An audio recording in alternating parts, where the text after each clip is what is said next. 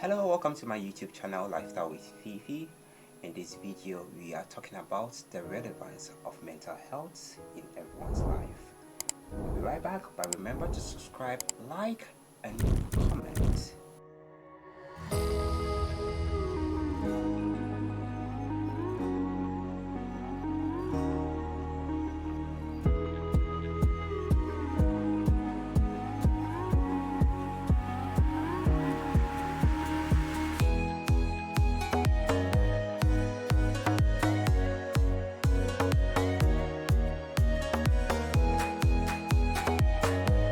Welcome back, guys. To have this life-centered conversation, I do have my good friend Mr. Congo Uk 2018, Jeffery Samba, and he's also a mental health activist. Jeffery, you're welcome. Thank you for having me. This is your first time coming in my space. Yeah. I've been inviting you for how many? Since COVID.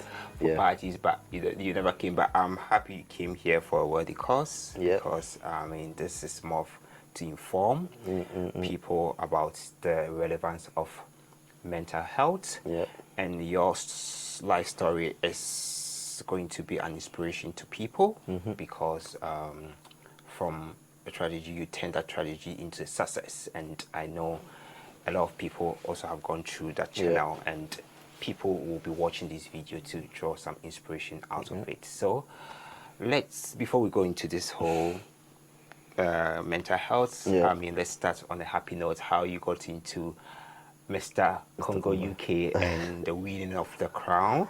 You do not wear your crown, but guys, this is his crown. You can share with our viewers. Okay. Thank you for inviting me, Fifi. Okay. Thank you. How did I get into Mr. Congo? Mr. Congo. One of my friends was basically saw it online, and then he kept on tagging me in the post, and kept on telling me to apply Anthony Williams, and I was like, oh no, that's not for me. I'm really shy. I can't do this and stuff. Eventually, he said, "What do you do for your country?" And eventually, I just applied. I said, "You know what? Let me see who I'm gonna get out of this." So I literally went and applied, and obviously, I went through the casting like everyone else. So I got in through the casting. I got selected. I started going to rehearsals and stuff like that. Attending rehearsals was really, really good. And what I really liked about it was literally, it's not like just a pageant that you go to, it's just about the beauty, the outside beauty. No, that's not it. Because a lot of people really think when you go to pageant, just like, oh, the way you look, the way you dress, beauty. No, if you don't have no substance, you don't have nothing in the mind, no substance, and you don't, it's really difficult. Like, and obviously I had a mentor, like I had a good mentor, really good mentor. Piano Cabs, like he was a really good mentor. I had also spoken to other pageant people that have done pageant before, and that's a really good thing. I was really seeking for help, like to ask people for advice and stuff like that. Because obviously everyone's journey is different. Everyone has a story. So I applied and went through it. The casting, rehearsals. What I really like about rehearsals was really the history lesson, because it's good that you go to the pageant, you also learn about the history, because you can, how you gonna represent our country. You don't know the history. Because you left Congo at the age of 9. I was Okay. So if you can't represent a country as like you're an ambassador for a country that you're representing. You're gonna do interviews with different people. Like they're gonna ask you different questions. For example, when I got one, I eventually went on BBC. So if I don't know much about Congo, how am I gonna ambassador? You know what I mean? A lot of people do that, enter pageant, and they don't learn that. But I had a chance to have history lesson that we got taught history lesson. And talking about BBC, that was the video that really drew Jeffrey's attention to me. How did you get that gig, or who approached you? So when I was Mr. Congo, because Miss Congo has been running for a very long time. We say like 11 years before Mr. Congo came. Mr. Congo was the first edition that I was part of. So at the final, I didn't even know there's a lot of people that film and stuff like that. But I didn't really know I didn't know if it was BBC. I didn't know any of the people that was filming. So eventually the lady was there, people was filming. And when I won, I think a day after, the manager of Mr. Congo, Pauline, she called me, she said, "Oh, BBC is going to contact you." Oh, wow. I was like, okay. BBC World Service. BBC is going to contact me. Or BBC UK. And eventually they actually contacted me. They were like, "Oh, we contact you, we'd like to have an interview with you," and stuff like that. and I was literally shocked. And obviously, at that time, a lot of people just go for the fame because people, you know, BBC is contacting you. Yeah. But for me, it wasn't like that. I wasn't going for the fame because at the same time, I was thinking, okay, I'm going to BBC. Remember, whatever I say on BBC will remain for life. Yeah, I'm exposing myself. I'm exposing my family. So you also need to think about that. You need to be mentally strong and spiritually, emotionally strong of what you're gonna say and how you're gonna go on it. So I was called in on. I went to Congo in May. I got called also for BBC 2 days after I won, and I done the show like in August when I was ready, and I done the show and the BBC. I went to the BBC. We done the filming, and literally that's from there the journey just went. Okay. Now let's go back to the pageants before I brought BBC into it. So you were someone who was having phases of, depression. Yeah. You were in. You had finished uni at that time. I had finished uni already. Yeah. So during that time, what was your source of inspiration to go through the pageant? Because if you are going through depression and you're going through all these journey, the least that you think of to go into a pageant, or that you think of just be by myself, the healing process. Did you use the pageant as a healing process, or? I did, because the pageant was a great, is what helped me to be vocal, what helped me to be to help me to be who I am today. So going to the pageant, my source of inspiration for me was literally, obviously for me it was like obviously humanitarian project. You have to have a project, like you have to do something. And for me it was always something. Before let me say before even I joined the pageant, I wanted to work with orphanages. That's something I always wanted to do because obviously I lost my mom young and I know what it is to be an orphan and stuff like that. So that's one thing I always wanted to do. So when I got to the pageant, I didn't know I had to do that anyways because I just went, let me just go. I didn't really understand. It's literally while being in there, I actually understood that you have to have a project. Okay. You have to do this, you have to do. Because when I went in there, I went blind. Yeah, you do not know the whole I didn't know process anything, of pageantry. because majority of pageants here, they don't do all of that. Okay. Unless you really do. Because most people do pageants for business. It's not like to help young people to become leaders. They just want to get fees and that's it. And the young people, and most people, the founders, really, some of the founders do it for business. They don't do it because it's a charity work. Yeah. You get funding from the government and stuff like that. And one thing I have to say, Mr. Congo is not founded by government. Okay. It's founded by the founder himself, Francos. Okay. It's the money of the team that comes up from his pocket. Oh, really? So he really does it with a passion to help the young peoples. But if you don't understand the vision, you won't get nowhere. Yeah. So you went into the pageant, right? Now let's go back to Congo. Okay.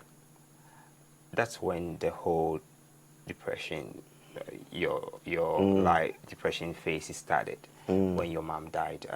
I would like you to share to our viewers the whole story back in Congo and. Wow, this literally, like I always say, like social media, when you go on social media and speak, like you don't give people the full story. Yeah, you give them like 5% of what they know. Like when I always do interviews, I always tell people there's a lot of things I don't talk about. Okay. In interviews. Can you give me just 50%? Like in my mom's story, I've never actually gone into details of my mom's death. Okay. Because to be honest with you, at the time where I had done Mr. Congo, even myself, I was still not clear of my mom's death. Oh, really?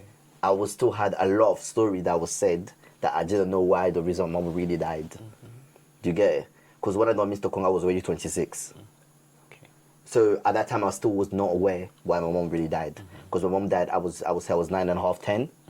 So at that period, I was young, even though I saw everything happen. Because let me just go into the detail of it.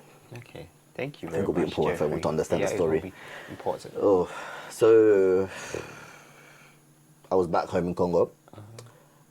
It was one Saturday morning, the 3rd of August 2002. Yeah, the 3rd of August 2002. So I saw my mom on a Friday, the 2nd of August 2002, in the evening. We saw her fine. She's not ill, nothing. Happy, very happy woman. Talking about it even gives me chills. Yeah, just relax. A very happy woman. Yeah, and then on a Friday morning, It was me. I was at the house, the house where I stayed because she wasn't staying there no more. So it was me and my grandma. Someone came. The lady came where my mom was staying. One of the ladies came. Looking for your grandma. I said, oh, my grandma is next door. But you know, African house people, like, we all go to neighbors, like, let's say. Yeah, so my grandma was at the neighbor's house. More of like, in Africa, we live in a communal way. Community. Yeah. So my grandma was at the neighbor's house, like, very early in the morning. I would say around, late, it was 8:30, going to 9. So they called, I went to call my grandma. As soon as the lady was like, said mom's name. My mom's name was Vivian. Vivian is dead. Wow. She just said literally, like, Vivian is dead. I'm young. It's only me and my grandma at the house. Everyone has gone to work. My grandma just passed out, fainted, dropped on the floor. Boom. Now it's only me. I'm screaming, like, crying, like. No uncles, no aunties. No, nobody's at home. It was only 2 of us, me and my grandma, and the lady came to tell us. Wow. So because if I forgot, I jumped the story. So that morning, my mom was a hairdresser, so my mom was a big hairdresser. So my grandma woke me up to tell me to go wake up my mom to come and do the hair because there's a client waiting for it. The client needs to go to work. I said to my grandma, I am not going to wake up to go wake mom up all the way at the top of the road. I'm not doing it. I'm too tired. So if I had probably woken up, I probably would have seen my mom because she didn't die yet. So obviously I didn't go. So eventually I didn't go. So the lady, my uncle's ex-girlfriend at the time, saw my mom in the morning. She told her that she needed to come home and someone is waiting for her. So she went about where she was going. My mom was still alive. So eventually she came, and then after when I found out she dead, there was a lot of story going on. Rumors. She committed suicide. She killed herself. All of these stories going on. I'm young, so at this moment I'm just hearing the stories back and forth. I still don't know. I'm going that with my head. She killed herself. She committed suicide. Who's going to clarify that for me? Nobody. Who am I going to ask questions to? No one. Too young at that time. I'm too young. They're protecting me already from that. The family, they're protecting me not to really go through it. Do you get what I mean? They're protecting me, so I have no questions. I had no question to ask. So all going through the whole process, the funeral plan, and like buried my mom a week after she got buried. So I still felt fine. At that point, I still don't know. I'm fine. Depression, I don't know what depression really is at that time. I'm young. And the funny thing, why it didn't make me feel depressed, I had my mom's sister. We was like my mom. Who raised me. So me, the difference, I didn't see it. Yeah. Do you get me? Because I called my mom's sister mom. I didn't call my mom's sister auntie. So when I'm calling mom, I'm calling both them mom. So only when I need to clarify which one I'm calling, which one I will say the name, that's when I will say the name. So there was no auntie, there was no for that. So I didn't really feel the different because she treated me like her own. Obviously, I'm my mom. She's my mom. I'm a sibling son. So I didn't feel the difference. So when my mom died, I didn't really feel that absence. Like I didn't have a mom. Even though he hurt me because she's my mom, but I'm not feeling that because I'm filled with love. I have my grandma loved me. I have my mom's sister that there's just love around me. And at that moment, I was just so protected. I was like, so much. I was just so much love. Like I'm not really gonna miss. When I'm by myself, I'm not gonna see this person that gave birth to me every day. It's way different. I'm used to see her, but the love was there. So I'm not feeling that. It's literally. So after mom died, I came to join my dad in France. I went to my dad, and after that is when I lost my mom's sister. In 2007. In 2007, yeah. So when she passed away, that's when literally I felt the emptiness of not having a mother. So you did not feel that emptiness when your mom died because you had your auntie around. That is why it is really, really important to have this extended family bond, because mostly in Africa, we do mostly extended, where you can call your auntie, you can call your uncle, but here in UK, often or times, it's more of a nuclear family, more of like your mom, your dad, your sisters. So your auntie filled in that void. That's and the reason why, even though someone can feel that, but it's because it's always been there. It was not like because my mom died, that love started showing. No, it was always there. Yeah. I was like literally never. I never felt like I was literally never like my mom's child. I was like literally more of my Both. grandma, and both of them Yeah. child, my Yeah. mom's sister's child. So for me, her dying is it hurt me because come on, seeing your mom in your coffin, like I'm broken at this point, but. I'm still feeling like I'm still seeing my mom. This is my. Remember, I'm still in denial. I just really didn't believe my mom was dead anyway. So at that moment, all I'm seeing is this person here. That's my mom. So when she's gone now, I have no mom. Who am I calling mom? The word mom does not come out of her mouth. So she's now gone. Like that's what. So that's my mom's blood. Like same dad, same mom. This is not half sibling, whatever people call it. This is my mom. Like she took me. Like I'm like, I can't see no difference.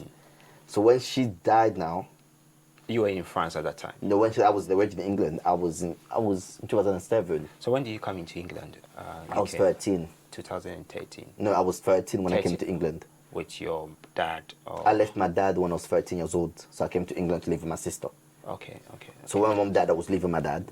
After leaving my dad from France, I came to England with my sister. So I came to join my sister. My sister took me from France. I came to England. So I lived with my sister. So when I was in England, I was in secondary school. I think in year 10, sorry. That's when my mom's sister died. So and I couldn't go back home. I'm young. I'm not gonna go back home again. Yeah. Because my dad is not gonna have it. So that grief of not being able to grieve properly, of not being able to see her. I'm young. I can't make calls. It's like I'm just getting calls quickly, and then that's it. I don't really know why she passed away. I didn't get to speak to her. All of that affected me. So growing up, I'm still, even though it affected me at that time, I was dealing with it like, obviously I'm done on mental health, I don't want anything. I'm just living normal life. Yeah. Often at times, people get into depression and they don't even know whether they are in depression or not. At what point in your life did you feel that you're depressed? Because in your story on BBC, you said you needed, it's when you were in uni. Yeah. That is when you seek for counseling and other things. So Yeah. was it in uni? Literally when I was in uni. Okay. Obviously I already kind of felt like I was not okay. I felt like I was different from how other kids used to be back in the days. I had a lot of insecurities. I felt like I just didn't want to be around people.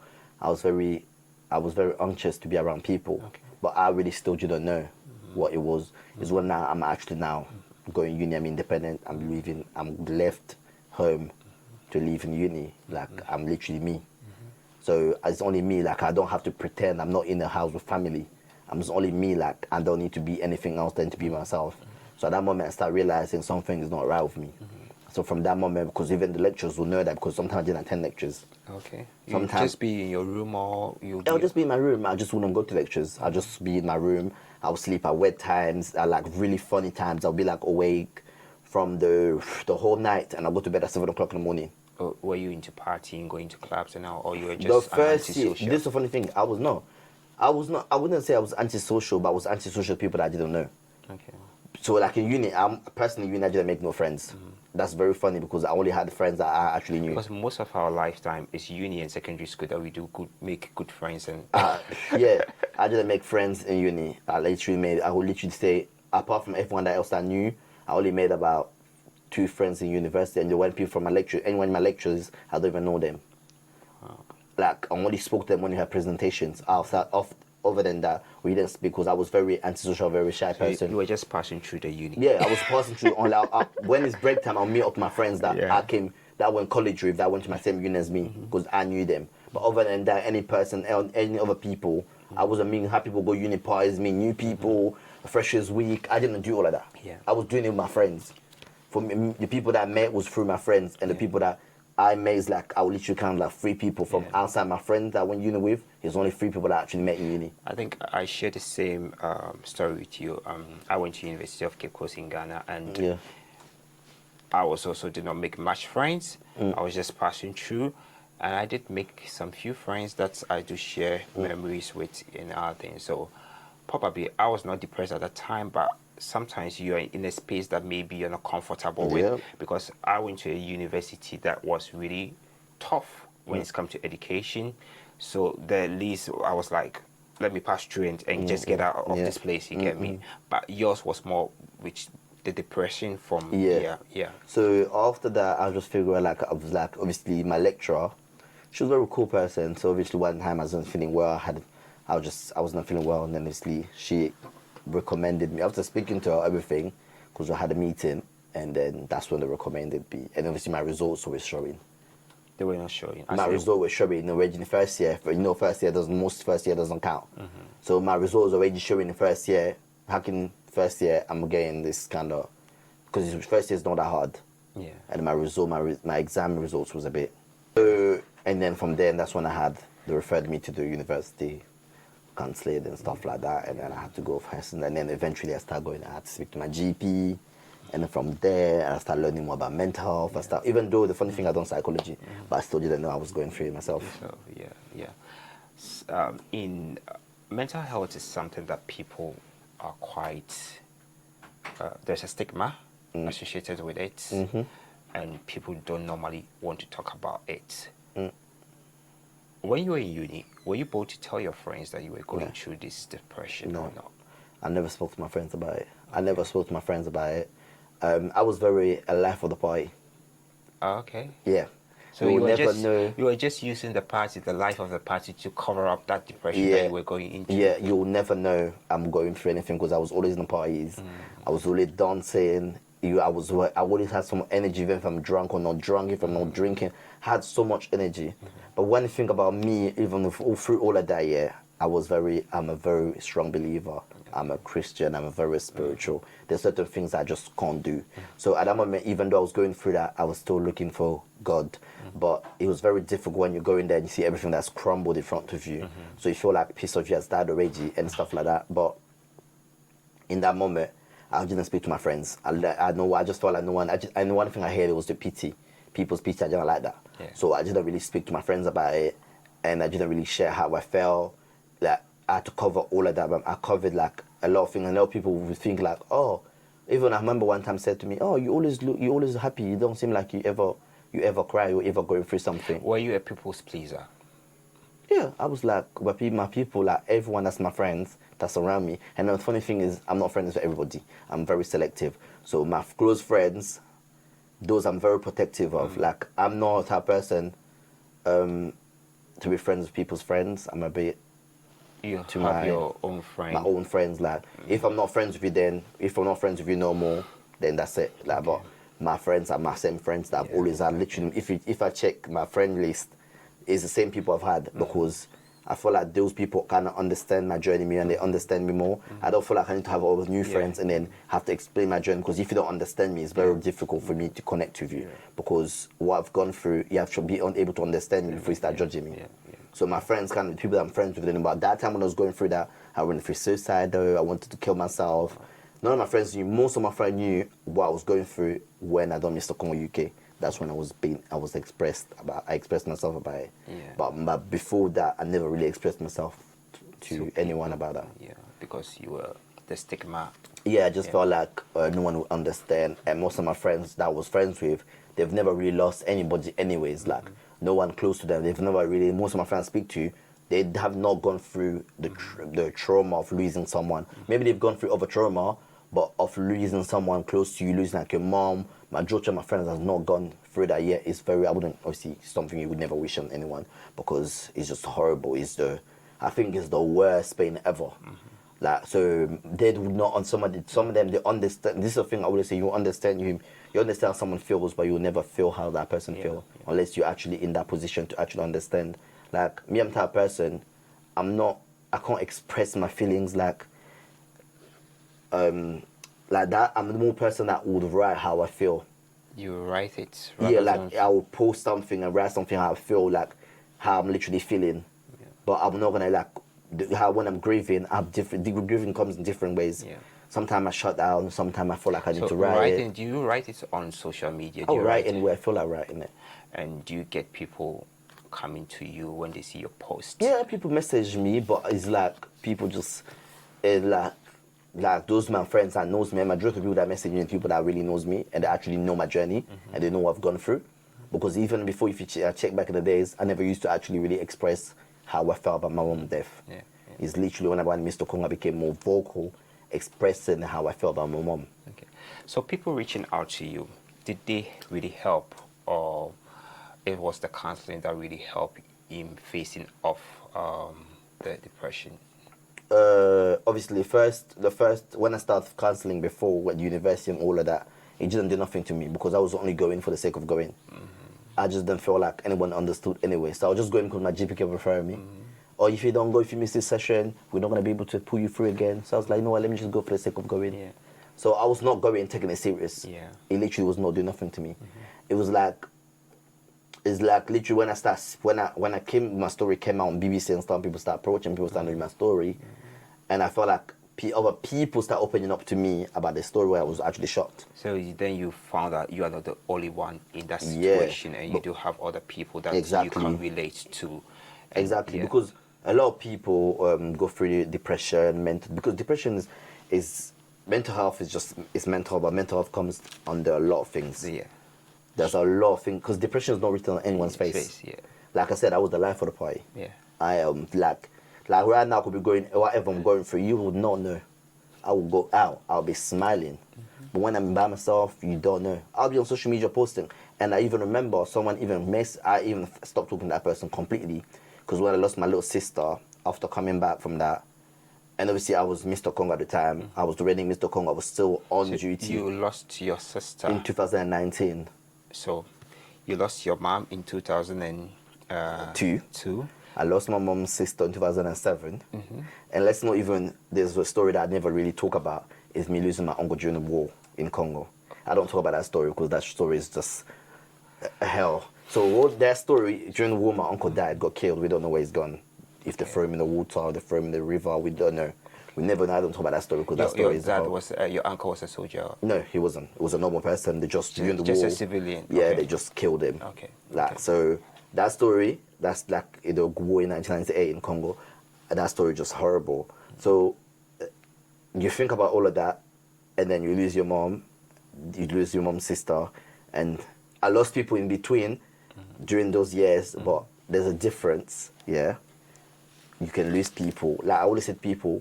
You can cry somebody because it's your family member, because it's your blood, yeah. But losing someone that you are close to, someone that you talk to about everything, someone that you shared a lot of memories with, the cry that cries different tears. Because I can have my brother. It's my brother, yeah. It's my touch wood, for example, he passes away today. I'm gonna cry, yeah. But I'm not gonna cry because we shared a lot of things together, memories, all this. I'm only crying because it's my blood. But now you're crying someone that's your blood and you shared everything together. Yeah. You know that cry? Yeah. It comes from deep, like you're crying, your tears are the tears are coming out, but there's no words, you're just crying so much in pain. Then when you're crying someone that was just your family member and someone that you actually shared your life with, that you know that there's nobody in this world that can ever play that role. And those tears are different. I always tell people that we can cry the same person, but the pain can never be the same. Today, like I cried my mom, I could have my sibling, we could cry my mom. But my pain and their pain might not be the same. We could all cry, it's our mother. But it's never, everyone's pain is different. Yeah. Everyone's pain is never equal. Yeah. Like I've lost family members during that period where I'm saying all those years of people, but those people, the years I'm mentioning, are the people that I shared everything with.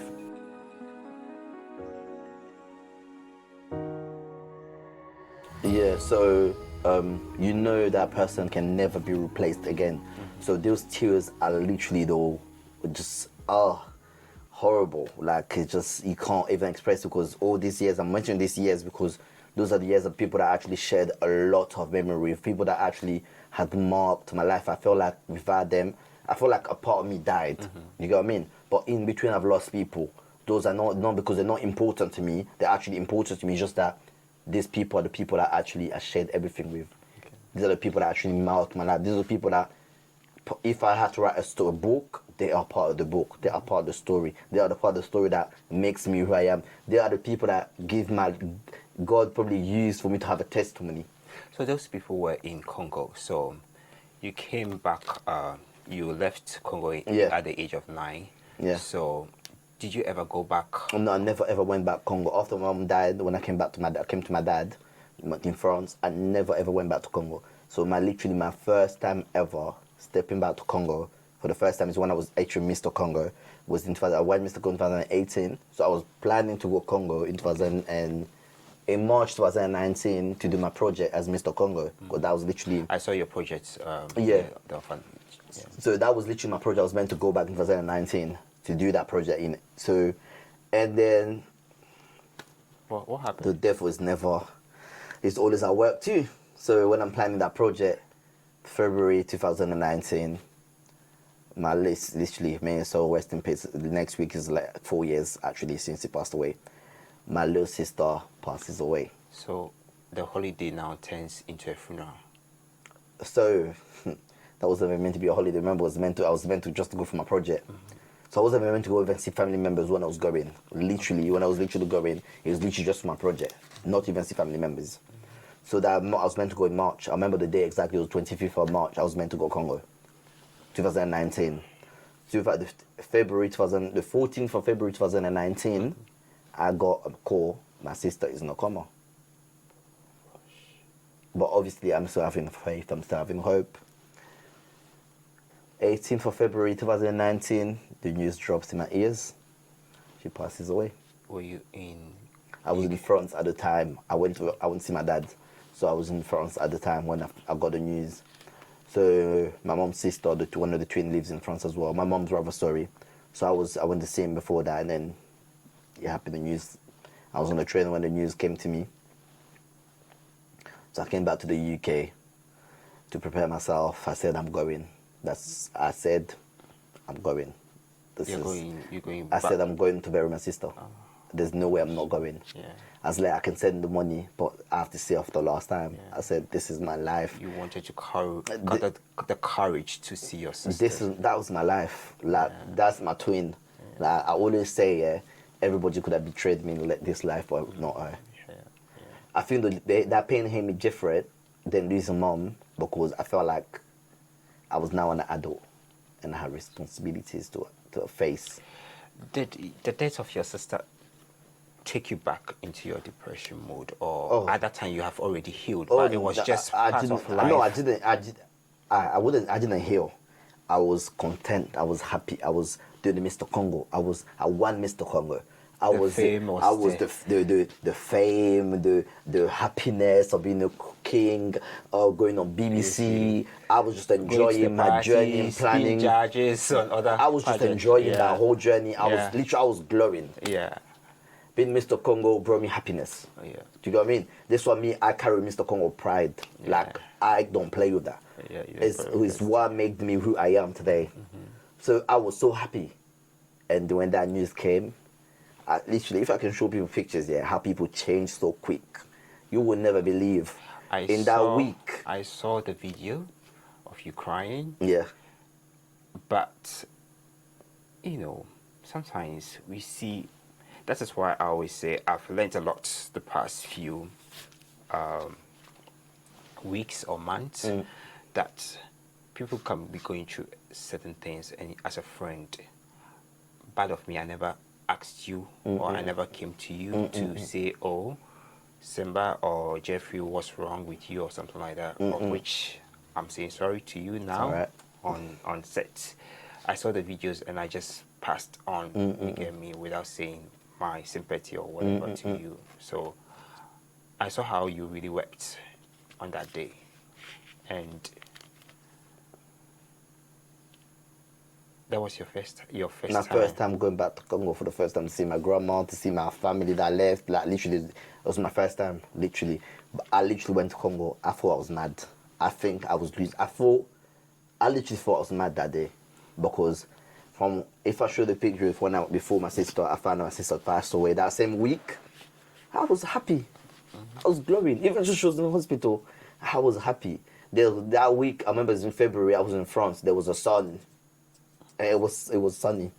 In February, it's cold, but there was sun that week. If I find the pictures, you saw the difference. That same week to what I turned into. I was already slim. You don't wanna. I remember that day. I looked. Out of nowhere, you became super slim. Yeah, I was not eating. I didn't eat from the day I found out the news. All I was surviving from is water. I did not eat. So from the 18th of February, I got to Congo on the 25th of February. The funeral was on the 28th of February. I did not, the day I ate off, the day I ate, I think, was the 28th after the funeral. I ate something in my mouth. I was not hungry. I was not eating. I was not feeling hungry. Like, no one even knew I wasn't eating. Because even when I went back home, which my grandma so protective that known. But obviously everyone was emotional and I was not really focusing on that. I was eating fruits and drinking water and this thing, but I was not eating. I was not hungry. But everything changed. My face, I looked skinny. I just looked at myself. So the king now just turns into a different I person. turned into depression. I just went, like, you know what, I can't do this. Like, I felt like I died. I felt like I was dead because you just ripped my heart out of my chest. That's my life. Like, Look, sometimes people come out of depression thinking that they will never go back, but some people can go back and to be worse than what they felt earlier on. Yeah, I think at that moment, because everything added up. Because remember, I didn't even grieve my mom dying. I didn't grieve my mom's sister dying. I didn't grieve. I didn't grieve. So I was just skipping. Like, this happened, okay, move on. This happened, move on. This happened, move. So when she died, everything just. So you went to Congo, right? Your sister died, and you told me a story before we came on set that you had to go and see the grave that your mom also was buried.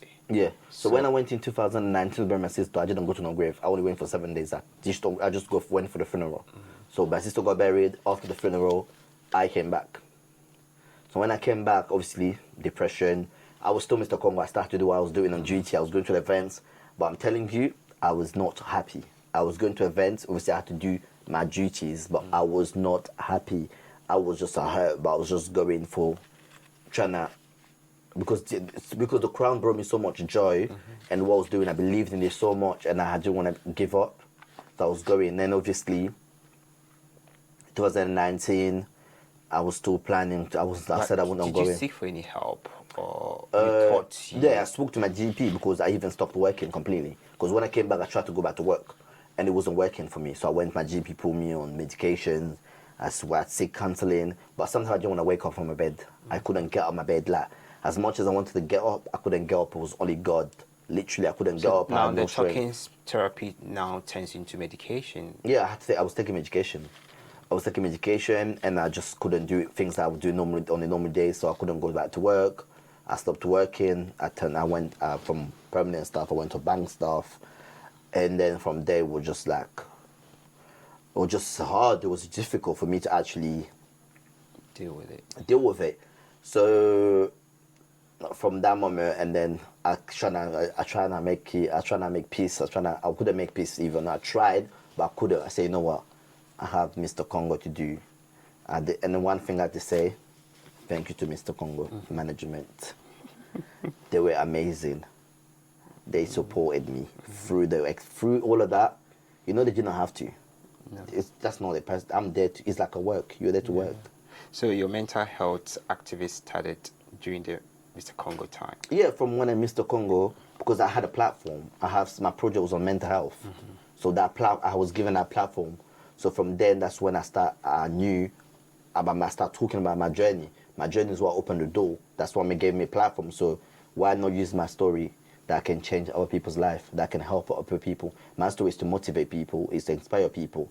That's what actually being Mr. Congo was for me. So from that moment, I just started doing what I was doing.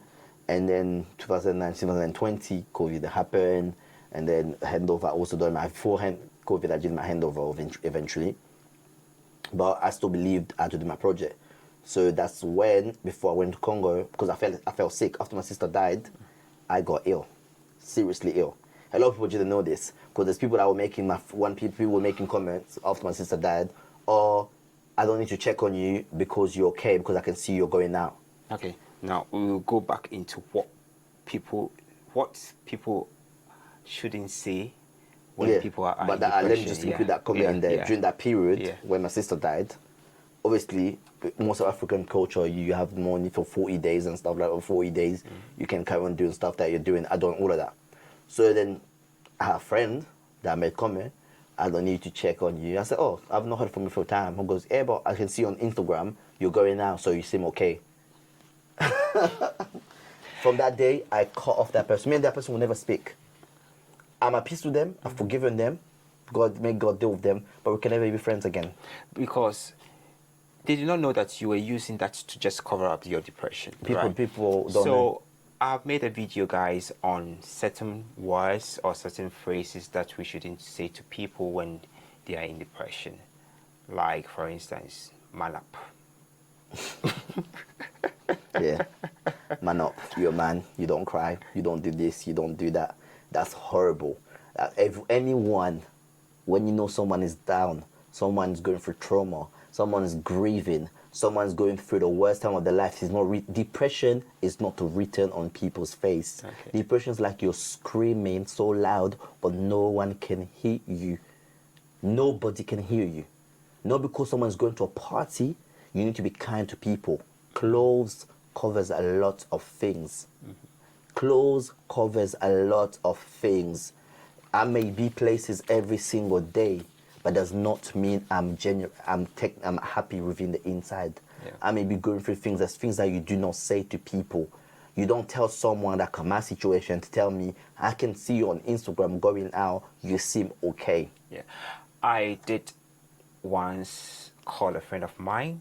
I was sharing my problem with him, and the person said, "You're overthinking." Yeah. Oh, people die every day.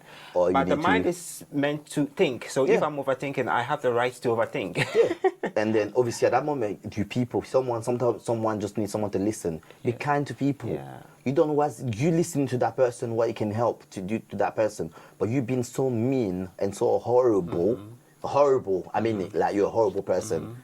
Like whoever's listening will listen to this video. You're actually horrible. If you say to somebody, I can see you on Instagram, you're going out, you are fine, I don't need to check on you. That's horrible. You are a wicked person. You should never say that to somebody. You don't know what someone's going through. Regardless you see that person going out, does not mean I am happy. Why do you wake up sometimes we wake up, we say these people with money, these celebrities with money, you hear that they commit suicide. Yeah. Why? They have money, They they're have rich, money, they had but everything. Probably they don't have that something that makes them There's happy. something lacking in their Yeah. life that you may not know. People commit suicide, you don't understand why. But because people feel like, oh, that person has everything. Money is not everything in life.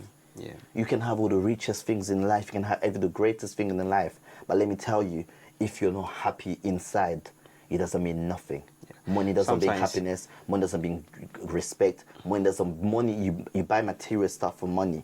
You buy all of this. But for example, if money could have saved my sister's life, believe me, my sister will be alive. If money could have paid a price, I could have paid a price. If I could have paid a price for my sister to be alive, I would have paid that. Because there was no money missing for her treatment. There was no money missing for her life. There was nothing. She would have had everything that she needed. But she not die. Yeah. Yeah, for instance, you'll be going through a lot of depression and somebody will view you that, oh, you have money. Because like, you're lucky. Some people are not having it. So you should be happy. So, Should be blessed. Yeah, you should be blessed.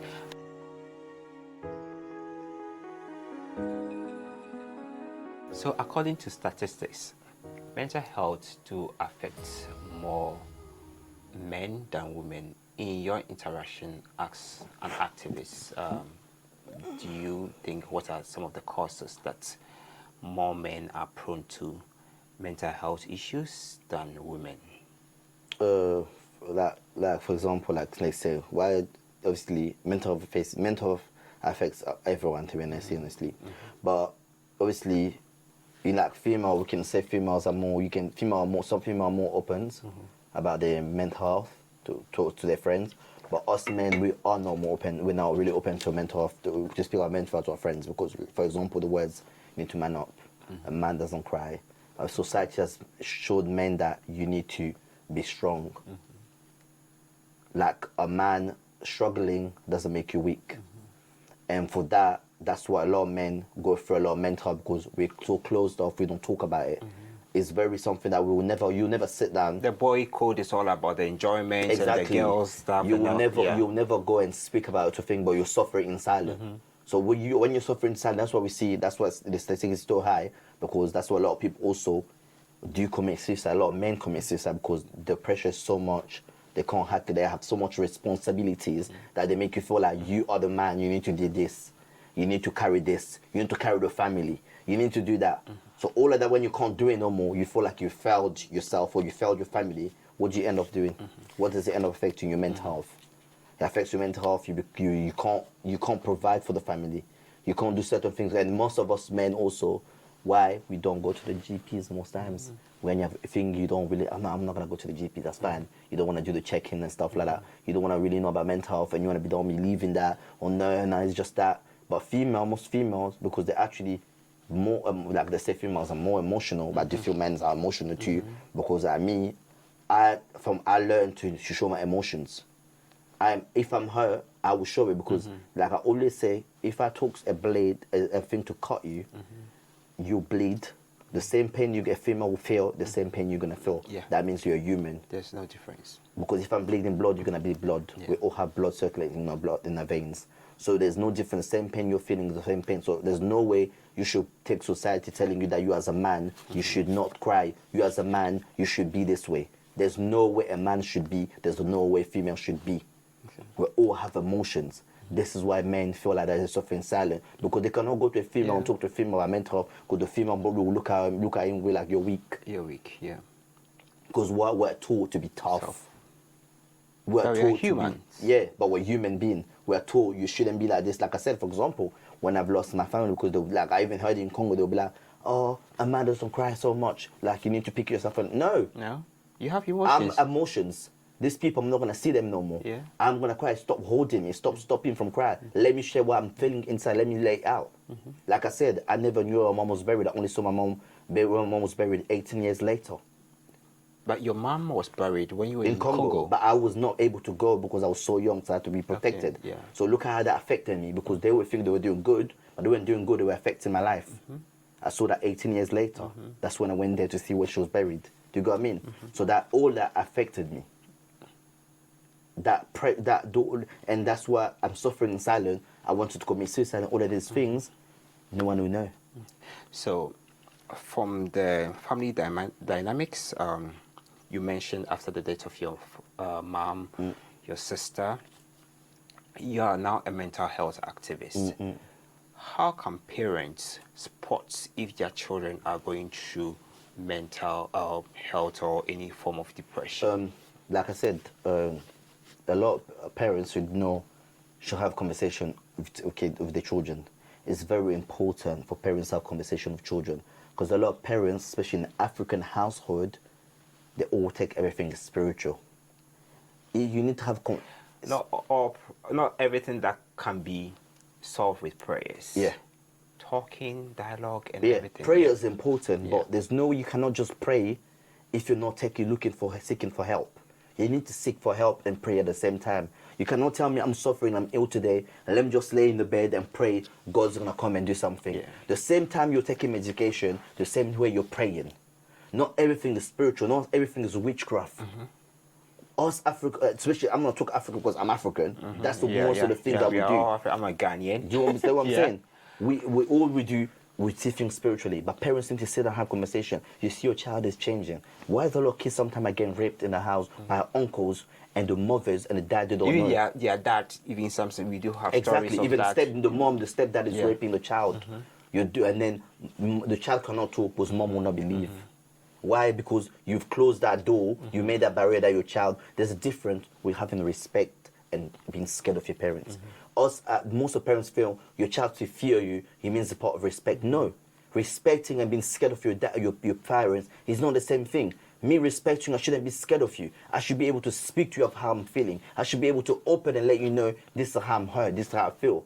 Most of the parents, they don't take that. Most of the parents don't have those conversations. You need to have those open conversations with your kids. You need to don't let your kids go outside and look for comfort to other people. You are the mom, you are the dad. Sit down with your child, have a conversation. What happened? What happened today? How was your journey? Most of the parents, when the kids coming from home, they don't even ask. They're so busy being at work, so busy being going to this, going to church, going to this business meeting, doing this. Have time for your family to sit down. That's when you will know the change in your kids' behavior. Because eventually, when you notice, you know your child, you will know the change in the behavior. You'll have those conversations. You should make your child feel comfortable to come and speak to you.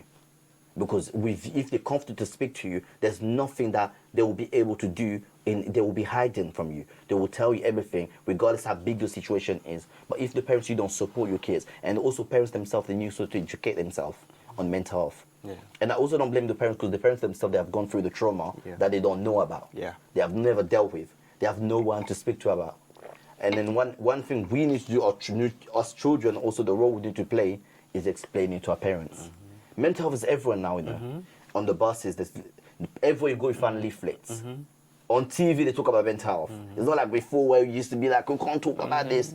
But everywhere they talk about. I'm hoping that Africa will also evolve and be open-minded to talk about mental health, like any form of But in sickness. Africa, it's always witchcraft. This one, the mama's dad, he's the one that sacrificed the dad. He's the one that sacrificed the mom. He's the one that, the kids are on the street. You don't know why they're on the street for. You don't know what they've gone through. Imagine me, I didn't have that love story with my mom, dad. What would I be? Probably be on the street too.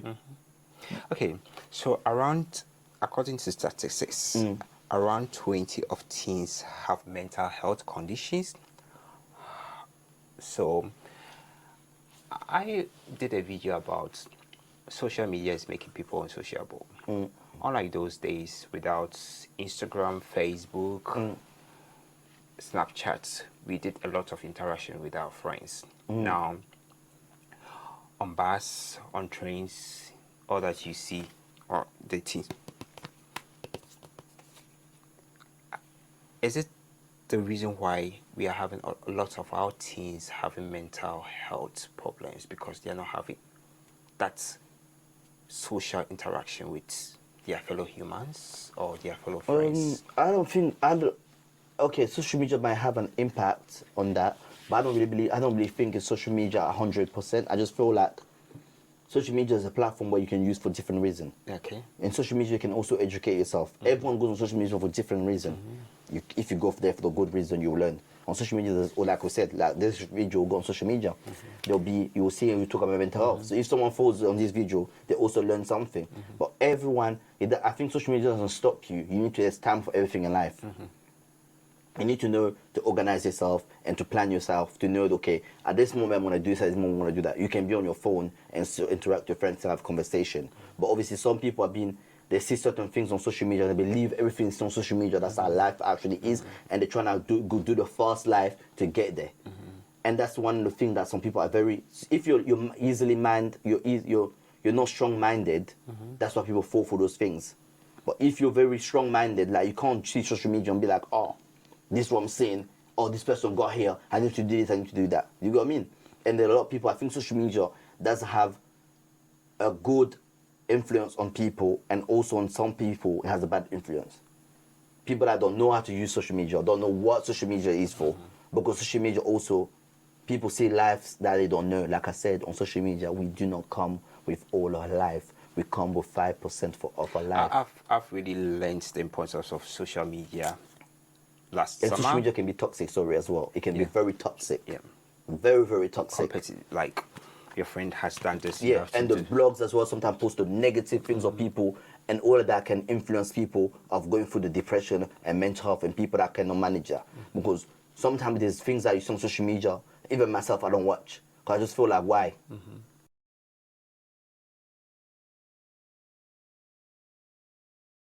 So guys, I did a video on mental health statistics, that of UK and global.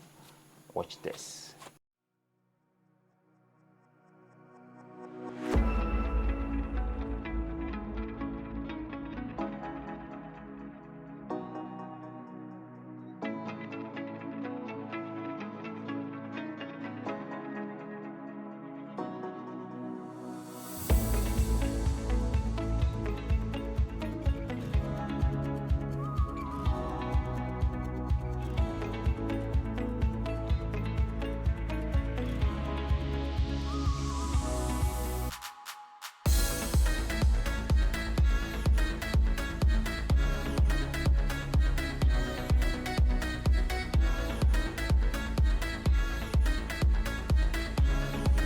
Welcome back, guys. Jeffrey, we've Yeah. spoken lengthily. You shared your story, Yeah. of which I've been inspired by it, and I know most of my viewers watching will be inspired by your story. Your final words for my viewers. My final word for my viewers, for your viewers is, and people that want to watch this video, like I said, healing is a journey. It's a very, very long journey. You can. Depression is not something that just come out and finish today. Like I've been through it so many times. Like right now, I'm still going through that journey. Last year was a horrible, horrible, horrible 2022 for me. I had so many deaths. I lost people that I loved in my heart. I'm still here grieving. I cannot say I know the process to grieving, even though I've been here so many times, but it's a journey. Grieving is not a momentary feeling. It's not something you feel you cried today or you buried is done. A lot of people need to understand people grieve in different way. People grieve in their own way. There's no wrong or right way to grieve. If you're going through grieving, there's nobody should tell you how to grieve. There's no wrong or right way. Mental health is mental health, but under mental health there's a lot of things. Depression, eating disorder, anxiety, there's all sort of things, the list goes on. You don't feel like you're alone. If you need somebody, speak to someone that you trust, someone that's close to you. Also seek help. It's very important to seek help. I'm a Christian. Don't just say, oh, okay, let me just go to my pastor. Seek help. Your pastor is not a doctor. As long as same time you're praying, the same time you need to take medication. If you need medication, I don't advise to take medication, but if it could help you, do it. Because each person has the job. The pastor has a role to play. Doctors also have a role to play. Professional people have a role to play. Each person has the role to play and do what's good for you, what makes you feel good. Don't do because someone tell you to do this, to do that. I'm insisting, seek help. Seeking help is very important. Don't suffer in silence. Don't let anybody tell you a man does not cry. Don't let anybody tell you a man does not get emotional. Don't let anybody tell you if you should know it's weakness. A man you should man up. And don't anybody that tell you in life that I can see you on Instagram, you're going now, you're fine, without knowing what you're going through. That person is horrible. That person should never be a friend. That person is not someone you should be associating yourself with. Surround yourself with positive people. Surround yourself with love. Surround the people that understand your journey. Surround the people that will never judge you for anything or anything you express to them. Be with people that love you, will show you real love. And I would say thank you to God and for people that He put around me. I have great support. Yeah. I have great friends. I have great family that supports me. Those are the people I love. The people that I don't feel that can support me in my journey, because the journey I was going through it. You feel like, imagine myself, sometimes I feel like I'm even ashamed sometimes to post what I'm going through, but I don't choose to lose these people. And the people that I lose is people that I love. And if you cannot support me and you cannot understand that, I cannot associate myself with you. Yeah. And I always tell people, I'll post whatever I want to post. It's my way to express how I feel. It's your account. I'm not posting because I want your pity, because your pity will not bring those people back. I'm posting because how I can express my feeling, how I can say what I want to be. It's like my words, that's the best way I can express. It's like people that do poems. It's the best way they can express themselves. It's me by writing and posting and seeing those memories. I always say, don't make someone feel like what you're doing is wrong. If that's how you feel, it makes you feel better, do it. And seek help and always pray. That's literally my final word. And healing is a journey. You cannot heal today or it's done tomorrow. Because like me, I feel like, imagine I went in Congo in 2021 to go see my mom was buried. Me, it was a healing journey. But after that healing journey 2021, where did I find myself again? I'm here. I'm going through the same journey again. I felt I was getting better, but I'm still dealing with what I'm dealing with. For example, I was meant to conclude to say, when my mom passed away, I had this story, people told my mom committed suicide. I lived with that story for 18 years. I had hate towards my mom. I thought my mom was so evil to commit suicide to leave me. And that story was never true. My mom never committed suicide. My mom had a heart attack. Look at that. She never committed suicide, but people made up that story. That story circulated. They Carried created for rumors. 18 good Even years. family members fed me with that story. That my mom, for 18 years, I only found out only from my uncle told me, I think it was in 2020 that my mom had a cardiac arrest. I didn't know that. But for 20 years after my mom died, my mom killed herself, committed suicide. Because I wanted to find a reason why to commit suicide. Because I saw her on a Friday. But even though I saw her on a Friday and happy on Saturday she died, your heart carries a lot. And be careful. Like me, after everything that went through my life, I am here. You see me here, you might be, oh, Jeffrey's happy. I am ill. I suffer from high blood pressure. And I have a cardiac condition. Because of everything that I've gone through. It doesn't happen overnight. High blood pressure is not something that happens like this. It's something that comes slowly with what you're going through. And then something that will just trigger it. My sister's death, that's what triggered all this. The cardiac condition I have, the high blood pressure, triggered everything in my life. Because it's a situation that shocked me. And if you take care of yourself, your health. Okay. And yeah. Thank you very much, Jeffrey, Thank you so for much. sharing your story with my viewers. Thank you. Well, the purpose of life is to be happy. Guys, let's take our mental health seriously. Please do remember to subscribe, like, and comment. It's nice to be important, but very, very, very important to be nice. Love you. See you again next time.